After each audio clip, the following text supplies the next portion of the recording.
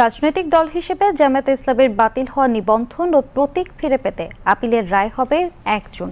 আজ দুপুরে প্রধান বিচারপতি ডক্টর সৈয়দ রেফাত আহমেদের নেতৃত্বে ৪ বিচারপতির আপিল বেঞ্চ রায়ের জন্য এই দিন ধার্য করেছেন। আদালতে জামায়াতের পক্ষে শুনানি করেন ব্যারিস্টার এহসান আবদুল্লাহ সিদ্দিক। তাকে সহযোগিতা করেন ব্যারিস্টার ইমরান আবদুল্লাহ সিদ্দিক ও অ্যাডভোকেট মোহাম্মদ শিশির মনির, ব্যারিস্টার নাজিব মোমেন। এর আগে মঙ্গলবার রাজনৈতিক দল হিসেবে জামায়াতে ইসলামের বাতিল হওয়া নিবন্ধন ও প্রতীক ফিরে পেতে আপিলের তৃতীয় দিনের শুনানি শেষ হয়। পরে শুনানির জন্য বুধবার দিন ধার্য করে আপিল বিভাগ। গত ১২ মার্চ রাজনৈতিক দল হিসেবে জামায়াতে ইসলামের বাতিল হওয়া নিবন্ধন ফিরে পেতে আপিল শুনানি শুরু হয়।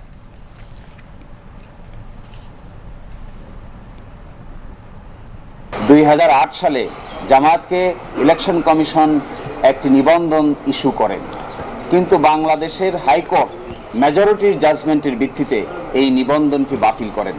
এর বিরুদ্ধে আমরা আপিল করেছিলাম। শুনানি অন্তে আগামী ১ জুন ২০২৫-এ এই মামলার রায়ের জন্য দিন নির্ধারণ করা হয়েছে। মূলত আমরা বলেছি যে জামায়াতের রেজিস্ট্রেশন প্রক্রিয়াটা বাতিল করার মাধ্যমে এবং কেয়ারটেকার গভর্নমেন্ট সিস্টেম বাতিল করার মাধ্যমে পলিটিসাইজেশন অফ জুডিশিয়ারি করা হয়েছে, অর্থাৎ বিচার বিভাগকে রাজনীতিকীকরণ করা হয়েছে।